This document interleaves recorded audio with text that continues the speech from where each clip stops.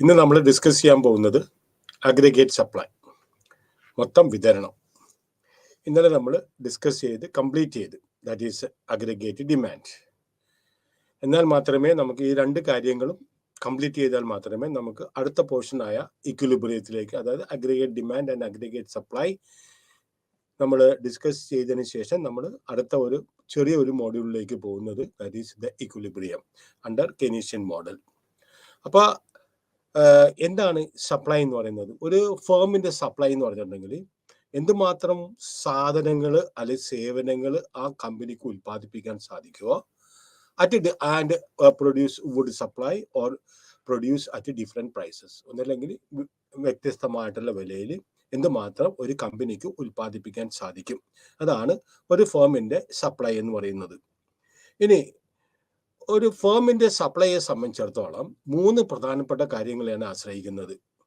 ഒന്ന്, ആ രാജ്യത്ത് നിലവിലുള്ള മാർക്കറ്റ് സ്ട്രക്ചർ, അല്ലെങ്കിൽ ആ വസ്തുവിൽ, നമ്മൾ ഉൽപ്പാദിപ്പിക്കാൻ ഉദ്ദേശിക്കുന്ന വസ്തുവിൽ നിലനിൽക്കുന്ന market structure. Market structure means perfect competition ആണോ ഇംപെർഫെക്റ്റ് കോമ്പറ്റീഷൻ ആണോ. രണ്ടാമത്, അതിൻ്റെ structure apart from input and also from the output prices. അപ്പോൾ നമ്മൾ നേരത്തെ പറഞ്ഞു കഴിഞ്ഞു, aggregate supply curve describes the total quantity of goods and services that an economy will produce at different prices. മറക്കരുത്, supply means എന്തുമാത്രം ഒരു രാജ്യത്ത് എന്തുമാത്രം സാധന സേവനങ്ങൾ ആ രാജ്യത്ത് ഉൽപ്പാദിപ്പിക്കാൻ സാധിക്കും. നമുക്കറിയാം, ഉൽപാദനം വിവിധ രീതിയിലാണ്. It is depending upon the prices. അപ്പോൾ വില വളരെ കുറവുള്ളപ്പോൾ അവർ പ്രൊഡ്യൂസേഴ്സ് അധികം ഉൽപ്പാദിപ്പിക്കില്ല. കാരണം അവർക്ക് ആ സമയത്ത് കൂടുതൽ ഉൽപ്പാദിപ്പിച്ചിട്ടുണ്ടെങ്കിൽ അവർക്ക് വളരെ ഭീമമായിട്ട് നഷ്ടം വരും. ദെർഫോർ ഇനി അത് കാരണം നമ്മൾ അഗ്രിഗേറ്റ് സപ്ലൈനെ കുറിച്ച് നമ്മൾ ഡിസ്കസ് ചെയ്യാൻ പോകുകയാണ്. ഇനി അഗ്രിഗേറ്റ് ഡിമാൻഡിനെക്കാട്ടും കൂടുതലായിട്ട് അഗ്രിഗേറ്റ് സപ്ലൈ, അതിൻ്റെ ഒരു പ്രധാനപ്പെട്ട ഒരു ഘടകം എന്ന് പറഞ്ഞിട്ടുണ്ടെങ്കിൽ ടൈം ഹൊറൈസൺ ആണ്. ടൈം ഹൊറൈസൺ മീൻസ് ബിക്കോസ് ഒരു രാജ്യത്തിലെ അല്ലെങ്കിൽ ഒരു രാജ്യം it behaves differently on different occasions. Short period നമുക്കറിയാം പ്രൊഡക്ഷൻ എന്തായിരിക്കും, പെട്ടെന്ന് നമുക്ക് ഉൽപ്പാദനം വർദ്ധിപ്പിക്കാൻ സാധിക്കില്ല. മീഡിയം പീരീഡ് ഉണ്ട്, ലോങ് ടേം ഉണ്ട്. ദെർഫോർ നമ്മളുടെ ഈ ഷേപ്പ് എന്ന് പറഞ്ഞെങ്കിൽ അഗ്രിഗേറ്റ് സപ്ലൈ കർവിന്റെ ഒരു ഷേപ്പ് നമുക്ക് വ്യക്തമായിട്ട് പറയാൻ പറ്റില്ല. It's not the same. കാരണം ഷോർട്ട് ടൈമിൽ ഒരെണ്ണമായിരിക്കും, ലോങ് ടൈമിൽ വേറെ എണ്ണമായിരിക്കും. The reason behind this difference in the shape of it is the differences in the classical and the Keynesian views on output. ഇവർ രണ്ടുപേരുടെയും views on output and prices are different. അപ്പോൾ എന്തുകൊണ്ടാണ് differences in shape, aggregate സപ്ലൈയിൽ differences in shape വരുന്നത്? That is mainly because of the differences that exist between the classical and the Keynesian economy. ഇത് aggregate supply of an economy.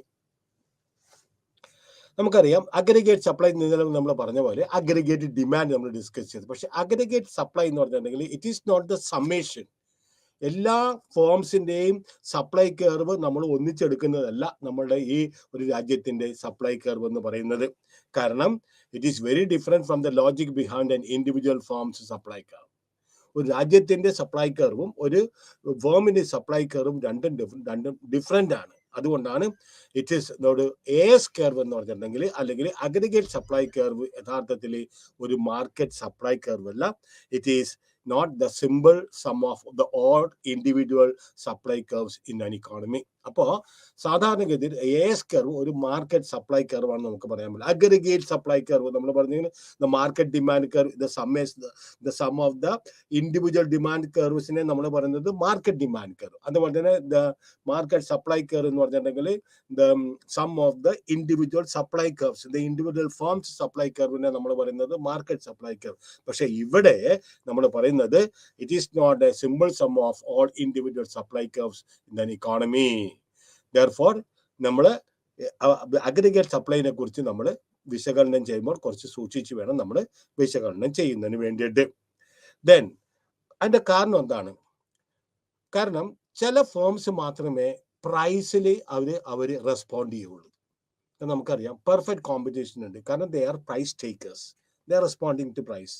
monopolistic competition, imperfect competitions, they are setting their own prices and they are setting their own level of output.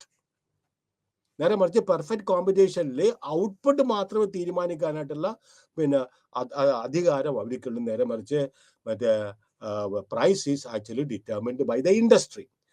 അതുപോലെ തന്നെ monopoly firms they set their own prices, they set their own output.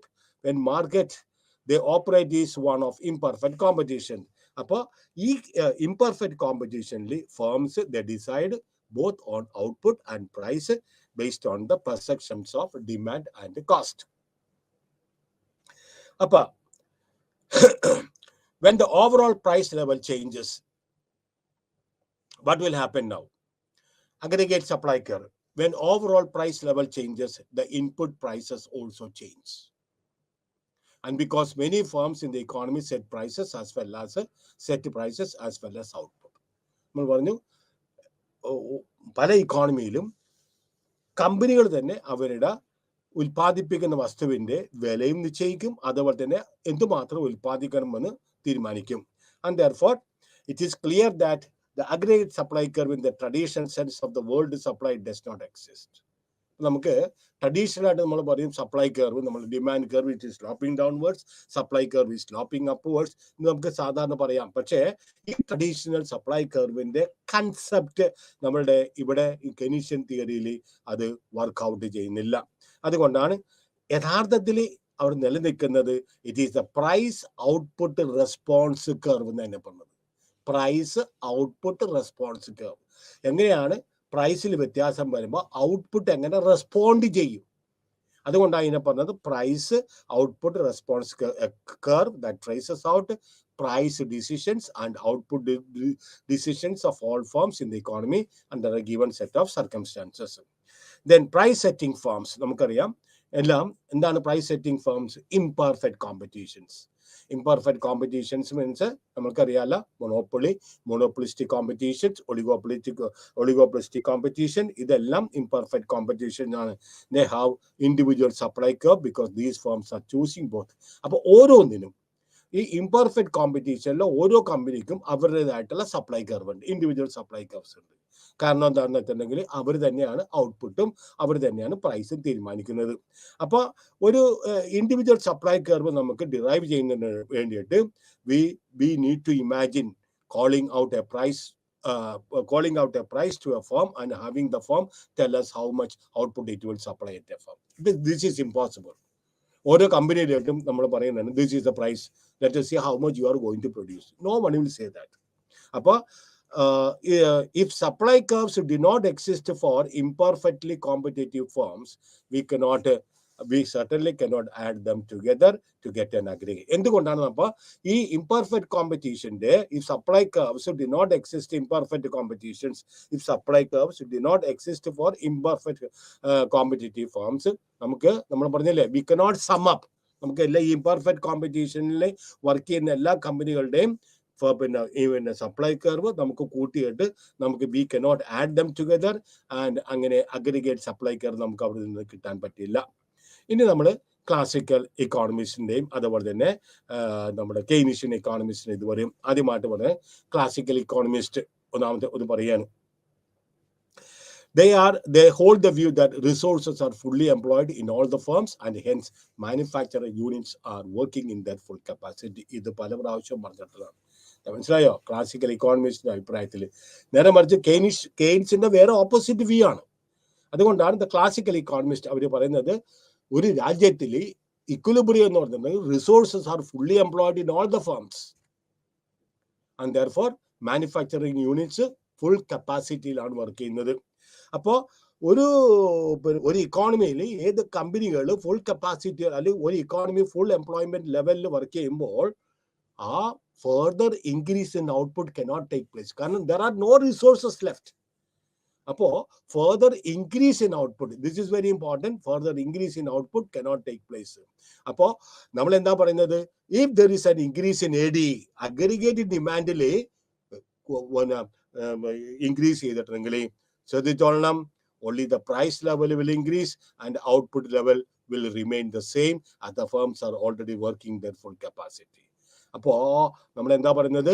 If there is an aggregate ഏതെങ്കിലും കാരണവശാൽ aggregate demand വർദ്ധിക്കുകയാണെങ്കിൽ output നമുക്ക് ഉൽപ്പാദിപ്പിക്കാൻ സാധിക്കില്ല.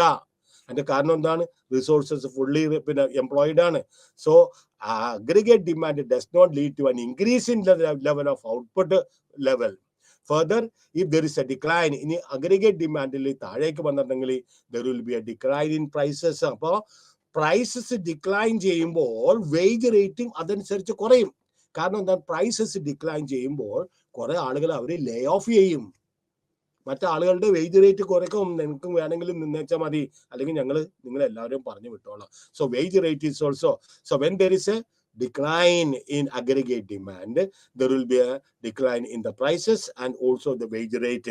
But prices decline ചെയ്യുമ്പോൾ the decline in prices will increase the demand for നമുക്കറിയാലോ, price കുറയുമ്പോൾ demand, സാധന സേവനങ്ങളുടെ ഡിമാൻഡ് കൂടുകയും ചെയ്യും.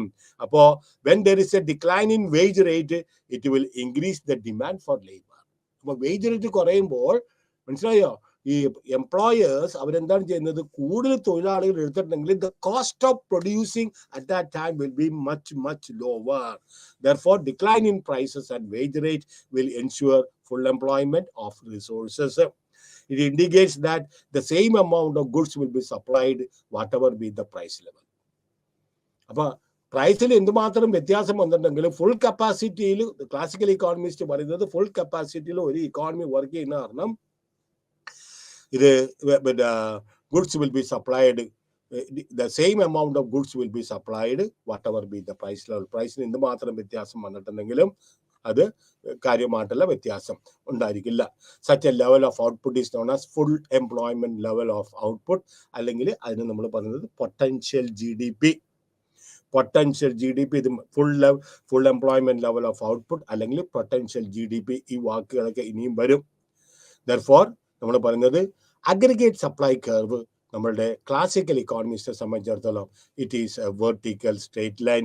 It is known as classical aggregate supply curve. We shall see later on this. ഇനി കെയ്നീഷ്യൻ തിയറിയിലേക്ക് പോവുകയാണ്. ദ കെയ്നീഷ്യൻ തിയറി പറയുന്നത് the AS curve can be ascribed to the aggregate supply, the origin of the Keynesian. Keynes യഥാർത്ഥത്തിൽ കെയ്ൻസിന്റെ prominence വരുന്നത് ഞാൻ പറഞ്ഞു, ഇന്നലെ ഞാൻ പറഞ്ഞു, പല ദിവസങ്ങളിലും പറഞ്ഞു, ലോകത്തിൽ ഗ്രേറ്റ് ഡിപ്രഷൻ വന്നതോടുകൂടിയാണ്. 1929 തൊട്ട് the great depression world face ചെയ്ത സാമ്പത്തിക മാന്ദ്യമാണ്. when actual output in most economies were very low compared to the level of output. So the demand was, the actual output in most countries were very low compared to the potential output. അപ്പോൾ ഉൽപ്പാദിപ്പിക്കാൻ സാധിക്കുന്നിടത്തോളം അവർക്ക് ഉൽപ്പാദിപ്പിക്കാതെ actual output was much lower. In this environment, Keynes suggested that output, അപ്പോൾ നമുക്ക് output വർദ്ധിപ്പിക്കണം. There are people who are actually ready to demand, but output has to be increased without any rise in the prices by putting the idle capital and labor to work. Keynes does not believe in full employment. There are always idle resources that are being kept in the economy. അപ്പോൾ ഈ idle resources ഫുള്ളായിട്ട് utilise ചെയ്തിട്ട് actual output, great ഡിപ്രഷനിൽ actual output കുറവായിരുന്നു. അപ്പോൾ ആ actual output വർദ്ധിപ്പിക്കണമെങ്കിൽ there is a possibility of putting the idle and labor and capital without any rise in prices. Keynes argued that prices are not flexible. Price is fixed. നമ്മൾ പറഞ്ഞു കെയ്ൻസിന്റെ argument അതാണ്, price it is constant and it is fixed, and therefore പ്രൈസസിനും wage റേറ്റിലും particularly when a downward change is required, there is it is not flexible. Today we have overemphasized the notion that we call short run price stickiness. Short റണ്ണിൽ prices കാര്യമായിട്ട് വർദ്ധിക്കാനായിട്ട് സാധ്യതയില്ല. In short run, firms are reluctant to change prices when demand shifts. ഒരു ഉദാഹരണം പറഞ്ഞിട്ടുണ്ട്, ഒരു റെസ്റ്റോറൻറ്റിന്റെ ഉദാഹരണം പറഞ്ഞിട്ടുണ്ട്. മനസ്സിലായോ? ഷോർട്ട് റണ്ണിൽ എന്തെങ്കിലും വ്യത്യാസം വന്നിട്ടുണ്ടെങ്കിൽ പ്രൈസസ് അവർക്ക് ചേഞ്ച് ചെയ്യാൻ പറ്റുന്നില്ല. പക്ഷേ വെജിറ്റബിൾ പ്രൈസ് കുറച്ച് കാലത്ത് കൂട്ടിയിട്ടുണ്ടെങ്കിൽ അവരപ്പം തന്നെ മെനു കാർഡ് മാറ്റിക്കൊണ്ട് പിന്നെ വേറൊരു മെനു കാർഡ് അടിക്കണം. ഈ മെനു കാർഡ് അടിച്ച് പുറത്ത് വരുമ്പോൾ പ്രൈസസ് ചിലപ്പോൾ നോർമലൈസ് ചെയ്യുമ്പോൾ വീണ്ടും തിരിച്ച് അവർ പഴയ മെനു കാർഡ് എടുക്കേണ്ടി വരും. അങ്ങനെ ലാഭത്തിന്റെ നല്ലൊരു ശതമാനവും മെനു കാർഡ് അടിച്ചു തന്നെ ആ കമ്പനിക്ക് ചിലപ്പോൾ നഷ്ടമായിട്ട് ആ റെസ്റ്റോറൻറ്റിന് നഷ്ടമായിട്ട് വരും. The origin of the Great Depression, the short run sickness. In short run, firms are reluctant to change prices when demand shifts. Instead, at least for a little while, they increase or they decrease output. അപ്പോൾ prices കുറവാണെങ്കിൽ അല്ലെങ്കിൽ prices കൂടുതലാണെങ്കിൽ ചിലപ്പോൾ ഒരു output കൂട്ടും, prices കുറവാണെങ്കിൽ ചിലപ്പോൾ ഒരു ഔട്ട്പുട്ട് കുറക്കും. That is depending upon the prices. അപ്പോൾ കെയ്ൻസ് പറയുന്നത് prices they are not flexible. Price can also change. So whenever there is a change in prices, particularly in the short period, what they do is they can increase or decrease the output. Appo the aggregate supply curve is quite flat in the short run. The short run, it is quite flat and it is almost like a horizontal curve. What is the reason for it? The price level is unaffected by the current levels of GDP. കാരണം price level കാര്യമായിട്ടും നമ്മുടെ gross domestic പ്രൊഡക്റ്റിനെ. Hence we will see that in the short run the AS curve is horizontal. It is known as Keynesian supply curve. മനസ്സിലായോ? ഇതാണ് പറഞ്ഞത് classical aggregate supply curve. ഇവിടെ നമ്മൾ പറയുന്നത് Keynesian supply curve, which is a horizontal straight line. Now, if we consider the output level, we can see that classical view of economy always operates at full employment level of all available resources, while Keynesian economy, the economy observed excess capacity, which can put it to use in case of higher demand in order to produce more and achieve a higher level of output. രണ്ടും തമ്മിലുള്ള വ്യത്യാസം എന്താണ്? Classical economies believed in full employment level. നേരെ മറിച്ച് Keynes പറയുന്നത് there is always still there is excess capacity that is existing, unutilized resources ഉണ്ട്. ഇതെല്ലാം if we put into work, we can achieve higher level of output, level, overall higher level of output. Now price level നമ്മൾ നോക്കുകയാണെങ്കിൽ classical വ്യൂവിൽ പറയുന്നത് price changes will take place without any movement in the output level. But Keynes പറഞ്ഞ എന്താണ്? Price changes will accompany output level changes also. ഇനി aggregate supply curve in the short run നമുക്ക് എന്താ? Short റണ്ണിൽ aggregate supply curve നമ്മൾ പറഞ്ഞ പോലെ it is A horizontal straight line. Infinite ഒരു വില വ്യത്യാസം, ഒരു വിലയിൽ വരെ പിന്നെ സപ്ലൈ ചെയ്യുന്നില്ല. പക്ഷേ വില ഒരു പ്രത്യേക നമ്മൾ ഇലാസ്റ്റിസിറ്റി ഓഫ് സപ്ലൈ എടുത്തപ്പോൾ ഇത് പറഞ്ഞിട്ടുള്ളതാണ്. ഓക്കെ, ഇൻഫിനിറ്റ് ഇലാസ്റ്റിസിറ്റി മീൻസ് ഒരു സ്റ്റേജ് വരെ വില വർദ്ധിച്ചിട്ടുണ്ടെങ്കിൽ ആര് reaches a particular point, then the demand will be infinite. That is the average supply curve. Keynesian average supply curve നമ്മൾ പറഞ്ഞു horizontal ആണ്. That means company will supply whatever amount of goods is demanded at the existing price level. Price is not exerting any pressure as such. The idea that short run the economy, കാരണം എന്താണ്? Short റണ്ണിൽ ഇനിയും ഉൽപ്പാദിപ്പിക്കാൻ excess capacity of labour and capital ഉണ്ട്. It implies that economy has factors of production which are not needed to produce current level of production. അപ്പൊ ഇപ്പോഴത്തെ പ്രൊഡക്ഷനിൽ എല്ലാ വിഭവങ്ങളും അത്യാവശ്യമില്ല. അപ്പൊ ദർ ആർ ഐഡൽ റിസോഴ്സസ്. അപ്പൊ ഏതെങ്കിലും കാരണവശാൽ ഔട്ട്പുട്ടിന് അല്ലെങ്കിൽ ഉൽപ്പന്നങ്ങൾക്ക് ആവശ്യങ്ങൾ കൂടിയിട്ടുണ്ടെങ്കിൽ ദർ ഈസ് സ്റ്റിൽ പ്രൈസിൽ വ്യത്യാസമില്ലാതെ അവർക്ക് ഉൽപ്പാദിപ്പിക്കാൻ സാധിക്കുകയും ചെയ്യും. കാരണം എന്താണ്? Unemployment, firms can obtain as much labour as they want at the current wage. Wage rate കൂട്ടാതെ തന്നെ അവർക്ക് വേണമെങ്കിൽ കുറെ അൺഎംപ്ലോയിഡ് ആയിട്ടുള്ള റിസോഴ്സസ് ഉണ്ട്. വേജ് റേറ്റ് വർദ്ധിക്കുമ്പോൾ അതനുസരിച്ച് അവർക്ക് പിന്നെ വേജ് റേറ്റ് വർദ്ധിപ്പിക്കാതെ തന്നെ പ്രൊഡക്ഷൻ കൂടുമ്പോൾ ഇവർക്കെല്ലാം കറണ്ട് വേജ് റേറ്റിൽ അവർക്ക് they can obtain as much as labour. കാരണം എന്താണ്? Firms are operating below capacity, so that the extra cost of producing more output is likely to be small. And the prevailing rate of wages or prevailing rate of other resources in the other natural resources in the day, they are more the owners of the factors of production. They are ready to give more factors of production to the existing level of output, and therefore in such circumstances there will be no or very little increase in the overall price level. This is what Keynes says. Okay, it is The average cost of production of firms, therefore, is assumed not to change as output level. Average cost, the cost of production is remaining the same. Accordingly, firms are accordingly willing to supply as much as is demanded at the existing price level. Why? Again, I say that because in the economy there are idle resources. So when there is an increase, when there is a demand for increase in production, we can use, without increasing the wage rate, without increasing the remuneration for other factors of production, we can raise the level of output.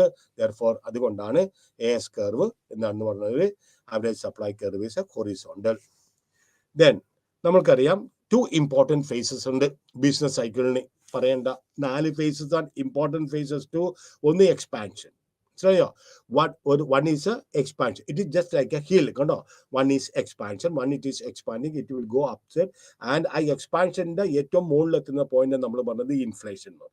Once inflation is reached, it immediately അപ്പം തന്നെ ശ്വാസം മുട്ടി താഴ്ത്തോട്ട് വരുന്നില്ല. That inflationary situation may persist for some time, maybe for 1 year, for 2 years, or for 3 years. Then gradually it starts receding. അതിനെ പറഞ്ഞത് recession എന്ന് പറയും. അപ്പോൾ എന്താണ്, 2 important phases, ബിസിനസ് സൈക്കിളിന്റെ 2 important phases എന്ന് പറഞ്ഞിട്ടുണ്ടെങ്കിൽ, ഒന്ന് എക്സ്പാൻഷൻ പാത്ത്, രണ്ടാമത് റിസഷൻ പാത്ത്. അപ്പൊ റിസഷൻ ഫേസിന്റെ പ്രത്യേകത എന്താണ്? Overall there is an overall gloom in an economy. Output in the economy താഴേക്ക്. അതുകൊണ്ടാണ് റിസഷൻ എന്ന് പറയുന്നത്. When the economy is passing through the recession phase, there is excess capacity in the economy. So output is slowly coming down. So there is excess resources in the economy, labor item, capital item, organization item, land item. If the firms expect the recession in the economy to be short, they would choose to hold the excess capacity. This is a temporary phase. ഒരു ഇതുകൊണ്ട്, ഒരു വെള്ളപ്പൊക്കം കൊണ്ടോ അല്ലെങ്കിൽ ഒരു ചെറിയ ഒരു earthquake കൊണ്ടോ ഷെയ്ക്ക് കൊണ്ടോ ഒരു ഇക്കോണമിയിൽ ഒരു ചെറിയ ഒരു വ്യത്യാസം ഉണ്ടാവും. ഇപ്പൊ അത് ലോറി സ്ട്രൈക്ക് കൊണ്ട് the prices of vegetables are soaring. രാവിലെ ചെന്നപ്പോൾ ലേഡീസ് ഫിംഗറിന് വെണ്ടയ്ക്കക്ക് 80 രൂപ, whereas it was sold for 20 to 30 rupees. But these are all temporary phases. Strike പിന്നെ മെയ്സൺസിനും മറ്റോ അതുപോലെ തന്നെ പിന്നെ ഇൻഫോർമൽ സെക്ടറിൽ ജോലി ചെയ്യുന്ന പല ആളുകൾക്ക് ഇതില്ല. Why? They are not getting the materials. M sand കിട്ടുന്നില്ല. കാരണം അവർ പെട്ടെന്ന് ഒരു വില കൂട്ടി 8,000 കിട്ടുന്ന എംസാൻഡിന് അവർ 10,000 ആക്കി. So many of them are not purchasing. കുറെ ആളുകൾക്ക് ഐഡിലായിട്ട് നിൽക്കുന്നതാണ്. മനസ്സിലാവും? These are all temporary phases. Once everything is settled, ആ ലോറി സമരമൊക്കെ പിൻവലിച്ച് കഴിയുമ്പോൾ മനസ്സിലായോ, the economy will come to a normal level.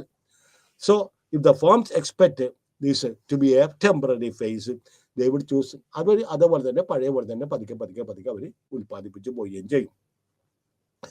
In that case, if demand increases, the firms would increase the output much more than the increase in the prices.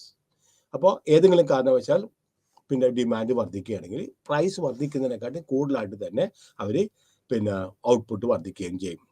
Then aggregate supply curve in the long run. നമ്മൾ പറഞ്ഞു aggregate supply curve എന്താണ്? It is എന്താണ്? Vertical straight line. It is a vertical straight line. In between ഇതൊക്കെ നമ്മൾ പോകേണ്ട ആവശ്യമൊന്നുമില്ല. In between there is also one phase between short period, medium period and long period. Short പീരിയഡിൽ horizontal ആണ്. Medium പീരിയഡിൽ it is a rising curve, just like a supply curve, it is sloping upwards. And long പീരിയഡിൽ it is a vertical straight line by more machines and etc. According to the classical economists, നമ്മൾ പറഞ്ഞു aggregate supply curve is vertical. കാരണം full employment has already reached, and the classical economists average aggregate supply curve is based on the assumption that the labor market is in full equilibrium with the full employment of all the resources. പറഞ്ഞ കാര്യം തന്നെ വീണ്ടും പറയാനാണ്. If in certain sectors of manufacturers face high demand, if certain sector of the manufacturers, say for example there is a housing boom, കൂടുതൽ ആളുകൾ വീടുകൾ ആവശ്യപ്പെടുന്നുണ്ട്, വാടകയ്ക്കാണെങ്കിലോ അല്ലെങ്കിൽ സ്വന്തമായിട്ട് മേടിക്കുന്നതാണെങ്കിലോ, അല്ലെങ്കിൽ real estate boom faces a high demand, then they will raise the price for the product. ഇപ്പോൾ ഉദാഹരണമായിട്ട് അവർ പറയാൻ ഡീസലിൻ്റെ വില കൂടിയില്ലെങ്കിലും പെട്രോളിൻ്റെ വില കൂടിയില്ലെങ്കിലും there is a big demand for സിമെൻറ്റിൻ്റെ വില കൂടിയില്ലെങ്കിൽ if there is a big demand for housing അവരെന്ത് ചെയ്യുമ്പോൾ the prices of their product അതിനുവേണ്ടി ഉപയോഗിക്കുന്ന ഉൽപ്പന്നങ്ങളും സാമഗ്രികളും അതിൻ്റെ വില യഥാർത്ഥത്തിൽ വർദ്ധിക്കും. Therefore as the sector witnesses high growth due to high demand, they plan to invest more. അപ്പോൾ കൂടുതൽ ഡിമാൻഡ് ഉണ്ടെന്ന് പറയുമ്പോൾ റിയൽ എസ്റ്റേറ്റ് സെക്ടറിൽ കൂടുതൽ ഡിമാൻഡ് ഉണ്ടെന്ന് പറയുമ്പോൾ അവർ എന്ത് ചെയ്യും? They will try to invest more. എങ്ങനെയൊക്കെയാണ്? മോർ മെഷീൻസ് മേടിക്കും, മോർ മെറ്റീരിയൽസ് മേടിക്കും, മോർ ലേബർ അവർ എംപ്ലോയ് ചെയ്യും. ആൻഡ് പക്ഷേ അവർക്ക് അപ്പോൾ ഒരു സൈഡ് ഇഫക്ട്സ് ഉണ്ട്. What is the side effects? That shifting factors of production away from the lower demand sector to high demand sector. ഇത്ര നാള് ലോ ഡിമാൻഡ് സെക്ടറിന്റെ വേജ് റേറ്റ് വലിയ വ്യത്യാസമൊന്നും ഇല്ലാന്ന് നിൽക്കുമ്പോൾ ലോ ഡിമാൻഡ് സെക്ടറിന് when there is an increased demand for labourers and other factors of production, അപ്പോൾ low demand സെക്ടറിൽ നിന്ന് ഹൈ ഡിമാൻഡ് സെക്ടറിലേക്ക് അത് മാറുകയും ചെയ്യും. But if the higher demand for goods and services in the economy is wide and all factors of production already employed, there is not any way of increasing overall production. If the demand for goods and services in the economy is very wide and all the factors of production are fully employed, there is not in any way to increase overall. But once all the resources are fully employed, then there is no possibility of increasing the overall production. It will result in, if there is high demand, there is no question of actually increasing the overall production. Production increase there is a huge demand from the people. In such a case, the prices will rise while the supply will not rise. Fully employed resources, fully employed കാരണം supply of these houses they will not rise, പക്ഷെ എന്ത് ചെയ്യും? കൂടുതൽ ആളുകൾ demand ചെയ്യുന്ന കാരണം price also will rise. The level of output corresponding to full employment of labor force is called potential GDP. നമ്മൾ പറഞ്ഞു Y. Okay. Whatever be this, okay, the level of the quantum of output is Y. Then since the quantum of output cannot be increased because the full employment has already reached, it is a vertical straight line, and when there is an increased demand, there is only the possibility of rise in prices, not rise in the output. No, price level increase ചെയ്യും, പക്ഷെ production aggregate supply യഥാർത്ഥത്തിൽ വർദ്ധിപ്പിക്കാനായിട്ട് സാധിക്കില്ല. അതുകൊണ്ടാണ് aggregate supply curve എന്ന് പറഞ്ഞെങ്കിൽ it is a vertical straight line. Ini aggregate short run aggregate supply curve under the assumption that wages are sticky. It does not mean that however that stickiness persists forever. നമ്മൾ പറഞ്ഞു വേജസിൽ കാര്യമായിട്ടുള്ള വ്യത്യാസം, പിന്നെ supply കർവിൽ കാര്യമായിട്ടുള്ള വ്യത്യാസമൊന്നും വരുന്നില്ല. കാരണം പ്രൈസിൽ എന്താ പറഞ്ഞത്, ബിക്കോസ് വേജസ് സ്റ്റിക്കി ആണ് എന്ന് പറയുന്നില്ല. പക്ഷേ it is remaining more or less. അത് സ്റ്റിക്കി എന്ന് പറഞ്ഞാൽ കോൺസ്റ്റന്റ് എന്ന് പറഞ്ഞു, അല്ലെങ്കിൽ പ്രെഡിക്റ്റബിൾ അല്ല. നമുക്ക് ദാറ്റ് ഇസ് ഇറ്റ്, പ്രെഡിക്റ്റബിൾ അല്ല. വേജ് റേറ്റിന് എന്തുമാത്രം വ്യത്യാസം വരും, പക്ഷേ ഈ predictability നമുക്ക് അധികം നാൾ നീണ്ടു നിന്ന് കൊണ്ടുപോകാൻ സാധിക്കില്ല. Over time wage rates adjust to higher prices.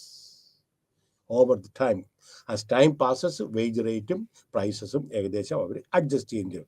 Workers negotiate with the firms over their wages. They take into account two issues. But trade unions, they are very, very powerful in all the sectors. The trade unions have become very, very powerful. അപ്പോൾ ഒന്ന് price rice എന്ത് മാത്രം വില, trade unions അവരുടെ വേജസിന് വേണ്ടിയിട്ട് അവർ negotiation ചർച്ച നടത്തുമ്പോൾ രണ്ട് കാര്യങ്ങളാണ്. ഒന്ന്, കഴിഞ്ഞ റീസെൻ്റ് ആയിട്ട് എന്തുമാത്രമാണ് ആ വസ്തുവിൻ്റെ വില വർദ്ധിച്ചിരിക്കുന്നത്, അതുപോലെ തന്നെ the expected price rise in the future. ഇനി ഭാവിയിൽ ഈ ട്രെൻഡിൽ പോയിട്ടുണ്ടെങ്കിൽ what will be the expected price rise. നമുക്കറിയാം, the long run input prices change at exactly the same rate as output prices. Input പ്രൈസിൽ വ്യത്യാസം വരുമ്പോൾ കമ്പനികൾ നമുക്ക് നോക്കാം, cement prices they are increasing. Why? Input cost is coming up. ഓരോ പ്രാവശ്യവും ഓരോ ഓട്ടോമൊബൈൽ കമ്പനികളും പറയാം മാരുതിയുടെ പ്രൈസ് ഇത്ര കണ്ട് വർദ്ധിപ്പിക്കാൻ പോകുന്നത്. കാര്യം എന്താണെന്ന് പറഞ്ഞിട്ടുണ്ടെങ്കിൽ ആ വർദ്ധിപ്പിക്കുന്ന എമൗണ്ട് മേടിക്കുന്ന കൺസ്യൂമേഴ്സിന് അവർ റിയലൈസ് ചെയ്യുന്നത് കാരണം additional input cost. When workers are demanding more wages they have to be given. മനസ്സിലാ? വെൻ സ്റ്റീലിന്റെ പ്രൈസസ് കൂടുന്നു, മറ്റേ എല്ലാ സാമഗ്രികളുടെയും പ്രൈസ് കൂടുന്നു, അങ്ങനെ വരുമ്പോൾ ഇവരെന്താണ് ചെയ്യുന്നത്, the wage rates adjusted to higher prices. But input prices change exactly as the output prices. Hence, the aggregate supply curve becomes vertical. Therefore, actual output in the long term is equal to the potential output. Shift in the long run supply curve shift in it cannot since it is a since the supply curve in the supply curve is a vertical straight line, a shift in supply curve can take place only to the right side or to the left side. It is remaining. As such, the supply curve is not an upward sloping curve, but it is a vertical straight line. Therefore, a shift in straight line can actually take place to the right or to the left. If it happens to the right, then output increases from y star 1 to y star 2. If the output decreases, then the long run average aggregate supply curve will shift it from y2 to y1. ഇതാണ് ഇവിടെ അതിൻ്റെ explanation ആണ് ഇവിടെ പറഞ്ഞു വരുന്നത്. So shifting in the long run average supply curve. Then there are two reasons for the shift in the there are two sources of growth. One is growth in output and growth in technologies. അപ്പോൾ എന്താണ് നമ്മൾ പറയുന്നത്? The potential GDP increases over time as the economy accumulates resources. There are more machinery, more buildings, and raw materials. And these inputs lead to an increase in the production capacity of the economy.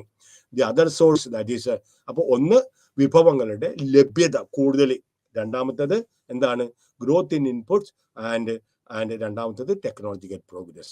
Growth in inputs ഇല്ലെങ്കിലും technological progress കൊണ്ട് the other source, the technological progress take place over the time in many fields. നമ്മൾ അറിയാതെ തന്നെ ഇഷ്ടംപോലെ ടെക്നോളജിയിൽ കാര്യമായിട്ടുള്ള വർധന വന്നിട്ടുണ്ട്, ഇന്റർനെറ്റിന്റെ കാര്യമായിട്ടുള്ള വർധന വന്നിട്ടുണ്ട്. And therefore such improvement technology is taking place in many fields. Technological progress also leads to an increase in productivity. അപ്പോൾ രണ്ട് കാര്യങ്ങളുണ്ട്. Increase in productivity can be because of two reasons. One is growth in inputs, വിഭവങ്ങൾ കൂടുതലായിട്ട് ലഭ്യമാണെങ്കിൽ. രണ്ടാമത് technological progress കൊണ്ട് നമുക്ക് വേണമെങ്കിൽ output ഗണ്യമായിട്ട് വർദ്ധിക്കാം. Therefore, the classical average aggregate supply curve moves to the right over a period of time. അതാണ് നമ്മൾ പറഞ്ഞത്. The classical, it moves to a right. This one. The classical long run aggregate supply curve moves from the right from LRAS1, that is long run aggregate supply curve 1, to long run aggregate supply curve 2. The aggregate supply curve in the medium term. ശ്രദ്ധിച്ചോളൂ കേട്ടോ, ഇത് ആദ്യം തന്നെ explain ചെയ്യാം. This is the A to B, that is a horizontal, almost horizontal, and therefore this is a short run aggregate supply curve. Then from B to C, it is the medium term that usually lasts for about 2 to 3 years or 2 to 5 years, depends upon. This is the medium term aggregate supply curve of a firm, and this is the C, and the D represents the long term aggregate supply of a curve. ഇപ്പോൾ നമ്മൾ എന്താണ് പറയുന്നത്? ഈ രണ്ട് cases A and B, that is short run aggregate supply കർവും അതേപോലെ തന്നെ long run aggregate supply കർവും, ഇത് വളരെ രണ്ടും എക്സ്ട്രീം പോയിന്റുകളാണ്. And therefore we come to the conclusion that the aggregate supply curve of a firm is an upward sloping curve. The aggregate demand curve is a downward sloping curve. The aggregate supply curve will be we take this portion, that is the medium time portion, and we say that aggregate supply curve, it is a upward sloping curve from left to right. Again, I repeat, A to B is a short run aggregate supply curve, B to C is a medium term aggregate supply curve, and C to D is the long term aggregate supply curve. Why? ഇത് തന്നെ നമ്മൾ പറയുന്നത് aggregate supply curve in the medium term. Short run കഴിഞ്ഞു, horizontal ആണെന്ന് പറഞ്ഞു. Medium term എന്ന് പറഞ്ഞിട്ടുണ്ടെങ്കിൽ it is 5 to 10 years to fall under the category of medium term. Then classical economist നമ്മൾ അഗ്രിഗേറ്റ് സപ്ലൈ കർവ് വെർട്ടിക്കൽ ആണെന്ന് and horizontal in the short run. We can say that aggregate supply curve is somewhat between the two, that is an upward sloping curve in the medium term. This is what is actually being shown here. Okay, this is short period horizontal, long period vertical, and it is somewhat between the two, that is between B and C, and therefore we come to the conclusion that it is an upward sloping curve in the medium term. About medium run dynamics, and then ഏതെങ്കിലും കാരണവശാൽ high demand ഒരു സാധാരണ സേവനങ്ങൾ high demand ഉണ്ടെങ്കിൽ അവർ സാധാരണഗതിയിൽ they respond by producing more in the short run. നിലവിലുള്ള കപ്പാസിറ്റിയിൽ തന്നെ കൂടുതലായിട്ട് ഉൽപ്പാദിപ്പിച്ച് അവർ കൊടുക്കാൻ തോന്നും. അതിന്റെ കപ്പാസിറ്റി എന്ത് മാത്രമുണ്ട്, that depends. And the aggregate output continues to increase, firms and economy move closer to their full capacity. For short run-il ninnu ideal capacity endinga they can produce, and once they produce more and more, they will reach their full capacity. It is not likely that the whole economy suddenly reaches the full employment level of output. Nammal sector wise venengil agam, അല്ലാണ്ട് എല്ലാ രാജ്യത്തിന്റെ എല്ലാ മേഖലയും full employment ലെവലിലേക്ക് എത്തണമെന്നില്ല. As aggregate demand increases, the firm's response would be to increase output in the beginning. അപ്പോൾ aggregate demand വർദ്ധിക്കുമ്പോൾ എല്ലാ കമ്പനികളും ഔട്ട്പുട്ട് അതനുസരിച്ച് വർദ്ധിപ്പിച്ചു കൊടുക്കാൻ സാധിക്കും. ദെൻ അഗ്രിഗേറ്റ് ഡിമാൻഡ് കൂടുതലായിട്ട് വർദ്ധിക്കുമ്പോൾ firms will also started demand വർദ്ധിപ്പിക്കുമ്പോൾ കമ്പനികൾ എന്ത് ചെയ്യും, ഉൽപ്പാദിപ്പിക്കുന്ന ഉൽപ്പന്നത്തിന്റെ തോത് മാത്രമല്ല വർദ്ധിപ്പിക്കുന്നത്, പതുക്കെ അവർ എന്ത് ചെയ്യുന്നത്, demand is more, so they have to supply more, supply is less. So since supply is lagging behind and they are producing more and more in respect to the increase in demand, then the prices will start the increasing the prices. And padike the firms will reach the full capacity constraint and they cannot increase the production capacity in the short run. But once the prices are increased and the firm actually, since they are actually gradually increasing the production, there is the full capacity in the short run and the prices are gradually increasing. In a macro economics സംബന്ധിച്ചിടത്തോളം certain inputs നമുക്കറിയാം, capital, top management, അതെല്ലാം fixed ആണ് short ടേമിൽ. അതുകൊണ്ടാണ് നമ്മൾ fixed കോസ്റ്റിൽ പെടുത്തിയിരിക്കുന്നത്. Salaries, മനസ്സിലായോ, സാലറികളെല്ലാം എന്താണ്, ടോപ്പ് മാനേജ്മെന്റ് സാലറി നമ്മൾ ഫിക്സ്ഡ് കോസ്റ്റിലാണ്. നേരെ മറിച്ച് പിന്നെ റോ മെറ്റീരിയൽസിന്റെ കോസ്റ്റ് നമ്മൾ വേരിയബിൾ കോസ്റ്റ് ആണ് നമ്മൾ പെടുത്തിയിരിക്കുന്നത്. അപ്പൊ ക്യാപിറ്റല് അത് ഫിക്സ്ഡ് കോസ്റ്റ് ആണ്, സങ്ക് ക്യാപിറ്റൽ ആണ്. അതേപോലെ തന്നെ ടോപ്പ് മാനേജ്മെന്റ് ഫിക്സ്ഡ് ആണ് in short term. So some firms and industries will reach their maximum production capacity. എല്ലാ കമ്പനികളും ഒരേപോലെ തന്നെ വന്നൊന്നുമില്ല. ചിലവർ നേരത്തെ മാക്സിമം കപ്പാസിറ്റിയിലെത്തും, കാരണം അവരുടെ പ്രൊഡക്ഷൻ കപ്പാസിറ്റി കുറവായിരിക്കും. അപ്പോൾ കുറവുള്ള കപ്പാസിറ്റിയിലുള്ള ആളുകൾ മൾട്ടിനാഷണൽ കമ്പനികളെ പോലെയല്ല സാധാരണ കമ്പനികൾ. അപ്പോൾ സാധാരണ കമ്പനികളുടെ അവരുടെ പ്രൊഡക്ഷൻ കപ്പാസിറ്റി ചിലപ്പോൾ വളരെ നേരത്തെ എത്തും. And so there will be no kink in the aggregate supply. Kink means, മനസ്സിലായോ, species kink, that is oligopolistic കോമ്പറ്റീഷനിൽ നമ്മൾ കിങ്ഡ് ഡിമാൻഡ് കർവ് കിങ്ഡ്. കാരണം എന്താണ്, ഒളിഗോപ്പൊളിയിൽ നമ്മളുടെ ഓരോരുത്തരുടെയും റെസ്പോൺസ്, ഒരാൾ വില കൂട്ടിയിട്ടുണ്ടെങ്കിൽ മറ്റേ ആൾ വില കൂട്ടണമെന്നില്ല. പക്ഷെ ഒരാൾ വില കുറച്ചിട്ടുണ്ടെങ്കിൽ എല്ലാവരും വില കുറക്കാനായിട്ട് നിർബന്ധിതനാവും. അപ്പൊ അൺസർട്ടനിറ്റി ഉണ്ട്. ഡിമാൻഡ് കർവ് ഒരു regular foil, it is not sloping downwards. ഇടക്ക് വരുമ്പോൾ ഒരു കിങ് ഉണ്ട്, ഒരു ഒടിവുണ്ട്. അതിനെ പറഞ്ഞത് ഒടിവ് വക്രം എന്നാ പറയുന്നത്, കിങ്ഡ് ഡിമാൻഡ് കർവ്. അപ്പൊ ഇവിടെ ഒരു കിങ്ക് ഇല്ല. കാരണം ചിലവർ നേരത്തെ ഫുൾ കപ്പാസിറ്റിയിലെത്തും, ചിലവർ അതിനുശേഷം എത്തുകയും ചെയ്യും.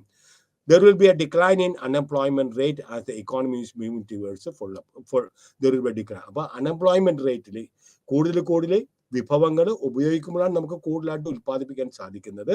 അപ്പൊ അത് കാരണം അൺഎംപ്ലോയ്മെന്റ് റേറ്റിൽ കാര്യമായിട്ടുള്ള വ്യത്യാസമൊന്നുമില്ല. പിന്നെ rate is moving towards full employment, unemployment rate is decline ചെയ്യുകയും ചെയ്യും.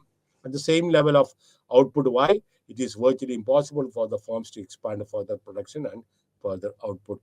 This is it. എന്താ, അൺഎംപ്ലോയ്മെന്റ് ഇല്ലാതെ ആകുമ്പോൾ ഉൽപാദനം വർദ്ധിപ്പിക്കുമ്പോൾ മനസ്സിലായോ, ഒരു സ്റ്റേജിൽ നമ്മൾ എത്തും.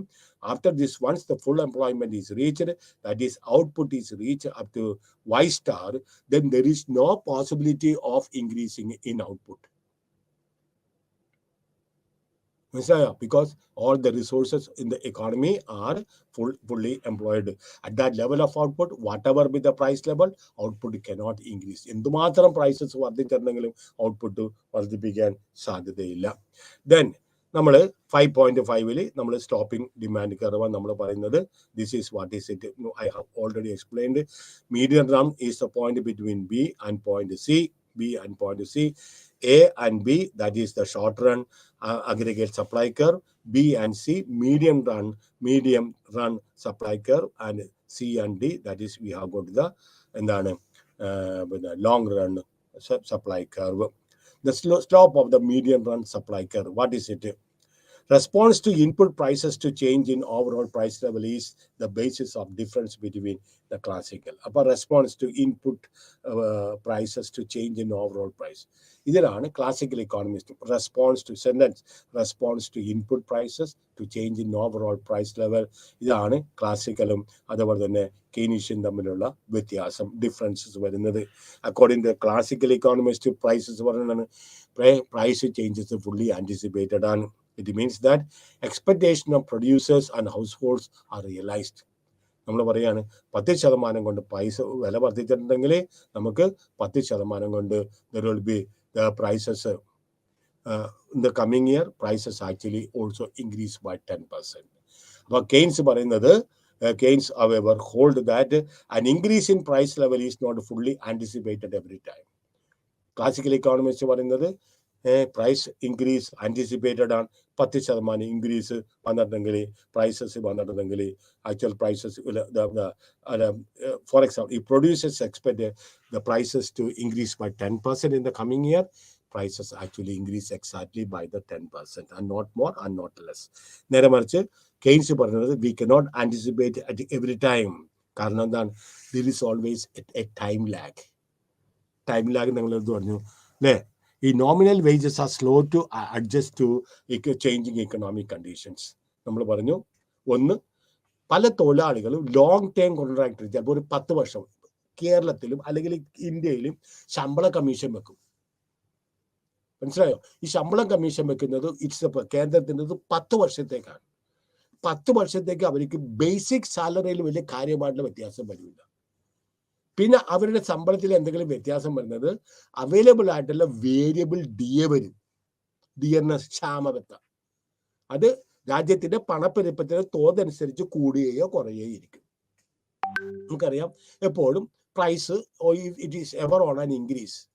അപ്പൊ അതിനകത്ത് ഉൾക്കൊള്ളുന്ന ആ ഇൻഫ്ലേഷൻ കണക്കാക്കുന്നതിന് വേണ്ടിയിട്ട് അല്ലെങ്കിൽ പ്രൈസ് ഇൻഡെക്സ് കണക്കാക്കുന്നതിന് വേണ്ടിയിട്ടുള്ള കുറെ ഐറ്റംസ് ഒരു ഇൻഡെക്സിൽ ഇൻക്ലൂഡ് ചെയ്തിട്ടുണ്ട്. ഈ ഇൻഡെക്സിൽ ഇൻക്ലൂഡ് ചെയ്തിരിക്കുന്ന സാധന സേവനങ്ങളുടെ വില കൂടിയിട്ടുണ്ടെങ്കിൽ എല്ലാ 6 മാസവും ക്ഷാമബത്ത ഇൻക്രീസ് ചെയ്യും.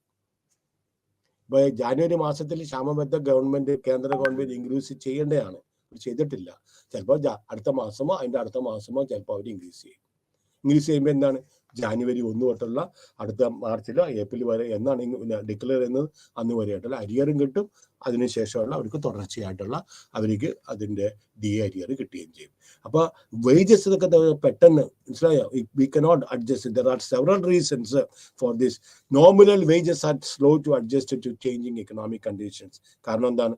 Long time contracts between workers and firms ഉണ്ട്. Then usually wage rate in advance ആണ് നമ്മൾ decline as part of their contract. Then firms have to incur cost for adjusting prices. ഉദാഹരണമായിട്ട് ഞാൻ പറഞ്ഞ നമ്മുടെ റെസ്റ്റോറൻറ്റിന്റെ ഉദാഹരണമാണ്. കസ്റ്റമേഴ്സ് യഥാർത്ഥത്തിൽ 3 കാര്യമാണ് അവർ പറയുന്നത്. മനസ്സിലായോ? യഥാർത്ഥത്തിൽ 3 കാര്യമാണ് അവർ പറയുന്നത്. Nominal wage rate, restaurant, the wage price rate ഞാൻ പറഞ്ഞു. ഫ്രീക്വന്റ് ആയിട്ട് മാറിയിട്ടുണ്ടെങ്കിൽ അവർക്ക് എപ്പോഴും ഇത് മാറ്റിക്കൊണ്ടിരിക്കണം. അപ്പോൾ അവരുടെ it will eat away a lot from their profit. Similar situation applies to other firms when they keep their prices unchanged. അപ്പൊ പ്രൈസ് ട്രെൻഡ് ക്ലിയർ അല്ല എങ്കിൽ അവര് എന്തെങ്കിലും നിസ്സാരമായിട്ടുള്ള ടെമ്പററി ആയിട്ടുള്ള വ്യത്യാസങ്ങൾ വന്നിട്ടുണ്ടെങ്കിൽ അവര് ലെവൽ ഓഫ് ഔട്ട്പുട്ട് ഒന്നില്ലെങ്കിൽ ഇച്ചിരി കൂട്ടുകയോ അല്ലെങ്കിൽ ഇച്ചിരി കുറയ്ക്കുകയോ ചെയ്യും. Customers are accustomed to certain prices of goods and services purchase.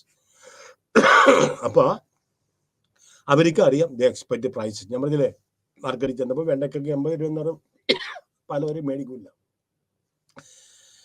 അവർക്കൊരു എക്സ്പെക്ടേഷൻ ഉണ്ട്. ദാറ്റ് ഈസ് ഇന്നിപ്പോൾ വെജിറ്റബിൾ മാർക്കറ്റ്സിൽ സാധാരണ നിത്യേന ഉപയോഗിക്കുന്ന വെജിറ്റബിൾസിന്റെ വില range between 20 and 30.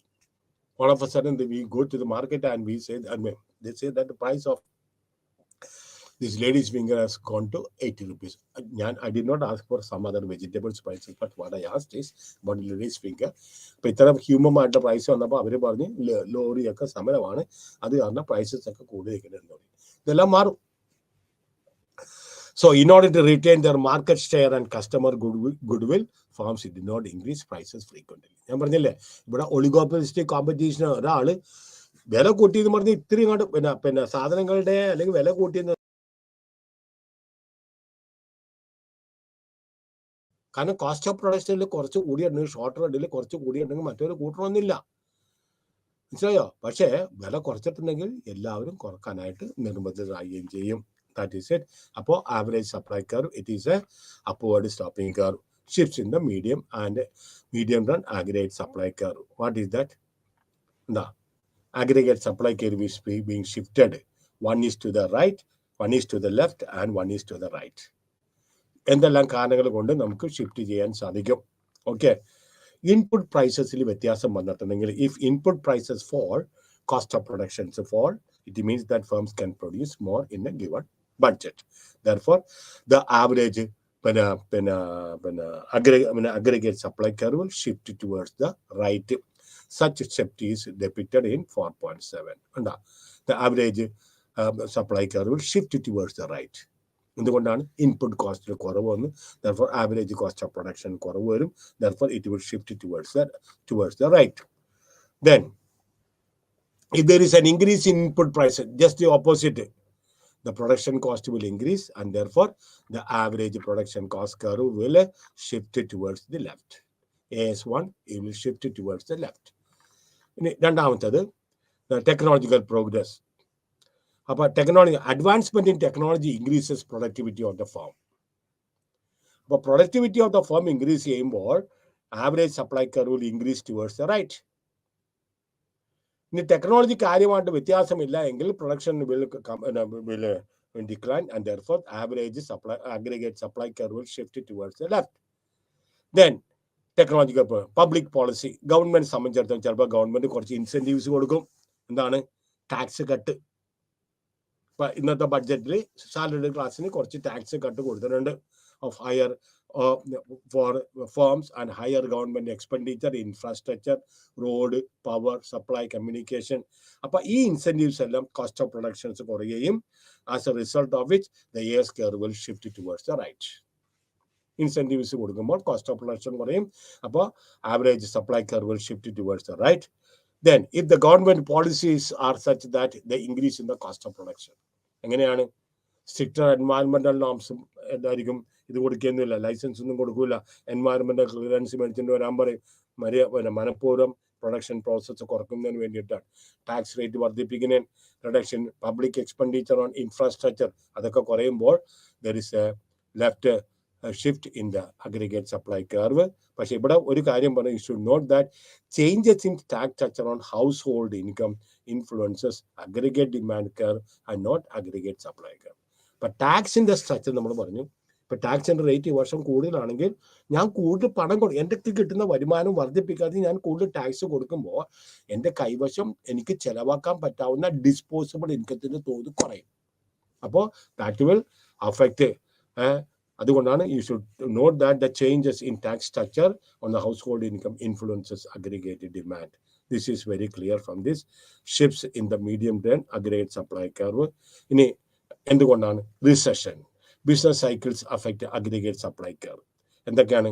During recession, there is a recession means there is an overall gloom in the economy, inventories accumulate ചെയ്യും, firms are very pessimistic about the future, they don't want to produce more in the future because there is no much demand for goods and services. In such circumstances, എന്താണ്? It will shift towards the left. Aggregate supply curve will shift towards the left. Then expansion precisely, the firms are optimistic and the aggregate supply curve will shift towards the right. The natural resources and An economy is often struck by natural resources such as flood, drought, earthquake. As such, disasters affect productivity adversely and it will shift towards the left. Now, equilibrium of output and prices. നമ്മളിപ്പോൾ രണ്ടും കണ്ടിട്ടുണ്ട്. Aggregate supply എന്താണെന്ന് കണ്ടിട്ടുണ്ട്, aggregate demand എന്താണെന്ന് കണ്ടിട്ടുണ്ട്. Aggregate demand shows equilibrium in the goods market and money market. മറക്കരുത്. This is a reminder. Aggregate supply, aggregate demand shows equilibrium in the money market and the goods market. Aggregate supply, on the other hand, it is said actually a price output response. It is not the quantum of supply that is actually be denoted, but on the other hand, it is actually a price output response curve which has a limitation to show the maximum output. The maximum output ഒരു കമ്പനിയും കാണിക്കില്ല. ആ limitations ഉള്ളത് കണ്ടാണ് it is aggregate supply curve എന്ന് നമ്മൾ പറയുന്നത്. It is actually a price output response curve എന്ന് പറയുന്നത്. ദെൻ അഗ്രിഗേറ്റ് ഡിമാൻഡും അപ്ഗ്രേഡ് സപ്ലൈയും നമ്മൾ ഈക്വേറ്റ് ചെയ്യുമ്പോൾ നമുക്ക് എന്ത് കിട്ടും? Equilibrium of output and equilibrium level of output and prices in the economy ഇത് കിട്ടുകയും ചെയ്യും. And therefore we have got equilibrium level of output and equilibrium level of എന്താണ് Y is the equilibrium output and price level is P of the economy. Then ഇവിടെ രണ്ട് കാര്യങ്ങളാണ്. ഒന്ന്, effects of monetary policy and fiscal policies on equilibrium of output and prices. നമുക്കറിയാം fiscal policies issued by the government by way of increasing the taxes അത് മറ്റേ സോപ്പുകളെല്ലാം. മനസ്സിലായോ? Monetary policy ആരാണ്? Supply of money is actually being controlled by the government through its mouth through its organ, that is the central bank. Therefore we take up the case studies.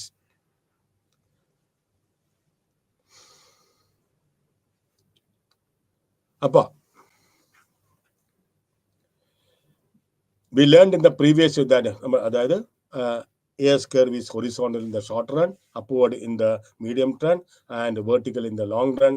And horizontal നമ്മൾ പറഞ്ഞു exceptions ആണ്. ഹൊറിസോണ്ടലും വെർട്ടിക്കലും exceptions ആണ്. നമ്മൾ maintain ചെയ്യുന്നത് എന്താണ്? AS curve is not completely flat.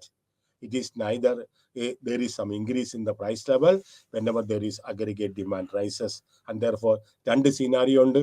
In the short run and in the medium run, the AS curve is an upward sloping curve. We don't take AS curve is an എന്താണ് vertical straight line എന്ന് നമ്മൾ എടുക്കാതെ നമ്മൾ പറഞ്ഞെന്താണ്? AS curve is an upward sloping curve. Then in the short run, AS curve in upward sloping curve. In the long run, AS curve is vertical. So നമുക്ക് രണ്ട് കാര്യങ്ങളുണ്ട്. Short run aggregate supply curve ഉണ്ട്, long run aggregate supply curve ഉണ്ട്. നോക്കുക, first one equilibrium. This is aggregate demand and this is short run aggregate supply curve. They are in equilibrium. Okay. രണ്ടാമത് short run aggregate supply curve. There is a shift of the short run that when price level increases from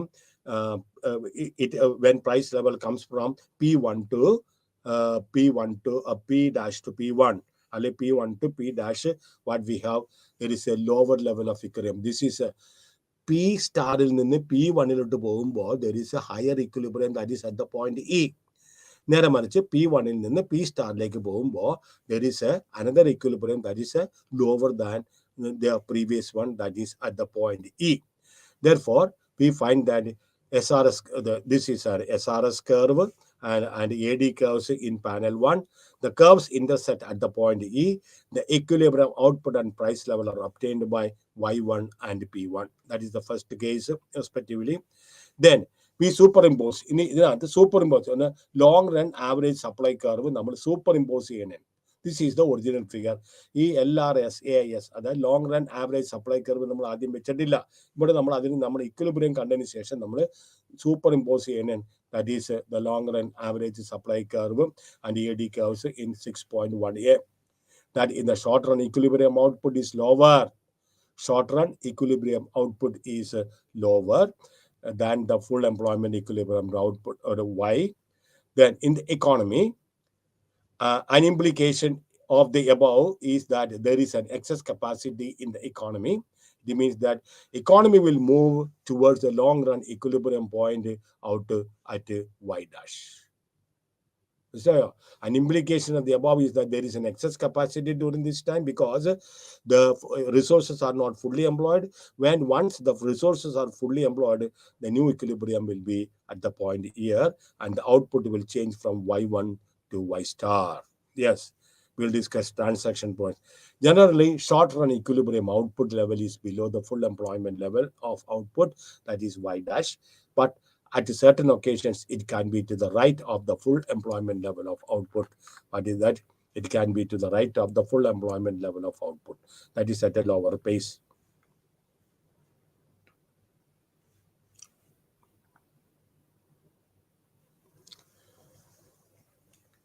Then, panel 6.1 B, we present such a situation.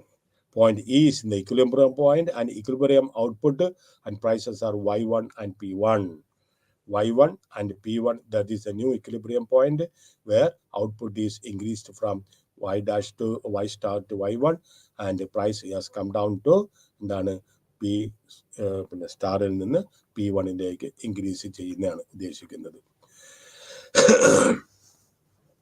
Then, എന്ത് പറഞ്ഞിട്ടുണ്ടെങ്കിലും മനസ്സിലായോ, നമ്മൾ പറഞ്ഞു, since in the long run the aggregate supply curve is a vertical straight line, ഏത് മേഖലയിൽ under utilisation of resource ഉണ്ടെങ്കിലും there is the tendency for the economy to oscillate and to move towards the Y star. എവിടെയാണ് ഉൽപാദനം നടക്കുകയാണെങ്കിലും മനസ്സിലായോ, this is Y star. There is a tendency for the economy to move towards this Y star. Why? Because this is the long run equilibrium. Short റണ്ണിൽ disequilibrium ഉണ്ടാവും, പക്ഷെ ആ short run disequilibrium ചിലപ്പോൾ wage റേറ്റിൽ വ്യത്യാസം ഉള്ളത് കൊണ്ടോ പ്രൈസിൽ കുറവ് കൊണ്ടോ there will be a increased production. That increased production will ultimately reach this Y star. That is what is exactly certain occasions to the right of. Then output can be pushed above Y star under a variety of circumstances. But when it is operating, for full employment level, നമ്മളുടെ output output level is at full employment, there is an upward pressure on the wage rate. As the economy approaches short-run capacity, wage rate tends to rise since firms are attracting more people into labor force and to induce more workers to work. As economy approaches short-term capacity, അതായത് Y സ്റ്റാറിലേക്ക് economy approach ചെയ്യുന്നതോറും there will be a greater demand for the laborers കാരണം wage rate tends to rise since firms try to attract more people into the labor force and to induce more workers to work overtime. ചില overtime കിട്ടും, and rising wages increasing the cost of production, and it will shift the SRS curve to the left, thereby driving SRS curve will shift towards the right, and therefore the output, which was here at Y1, it has got a tendency to move towards, oscillate towards the Y star എന്ന് പറയുന്നത്. When the short-run equilibrium exists below Y star, output tends to increase. It means that wages are likely to fall when the economy is operating. അപ്പോൾ ഒരു full employment ലെവലിലാണ് excess capacity ഒരു രാജ്യത്തിലുണ്ട്, high employment ഉണ്ടെങ്കിൽ wage rate they are likely to fall. A decline in wage rate, wages shifts the SRS curve to the right, causing the price level to fall, and the level of aggregate output will rise back to the Y star. The automatic adjustment works only if the wage rate is flexible. Wage rate if rigid anengil, it will not work, and it declines when excess capacity and employment exists in the economy. Then now comes a long run equilibrium. Okay, long run equilibrium is a long run aggregate supply curve, then short run aggregate supply curve. Then this is the equilibrium is at a P star, where we find that the short run aggregate supply curve, long run aggregate supply curve passing through the aggregate demand curve, and therefore this is the P star is the equilibrium point where price level is pre star, and OY star is the long run equilibrium output.